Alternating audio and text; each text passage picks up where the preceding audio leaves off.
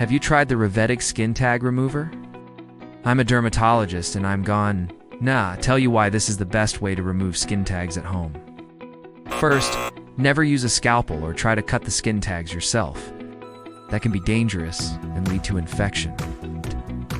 The best way to remove skin tags is by using a skin tag remover like the ReviTag. This device uses a special solution that dissolves the skin tags. It's safe, it's easy to use, and it's much less painful than other methods like electrocautery or cryotherapy.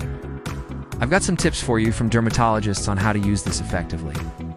First, soak the skin tag in warm water for 10 to 15 minutes before applying the solution. This will soften the skin and make it easier to remove. Next, apply the solution to a cotton swab and gently rub it in a circular motion. Be sure not to get any of the solution on your clothes. It can stain them. Last but not least, be patient. It may take a few days for the skin tag to completely dissolve, but I promise you, the results are worth it. Skin tags got you down? Discover effective solutions today. Click on the link below for ultimate skin tag solution for a smoother skin.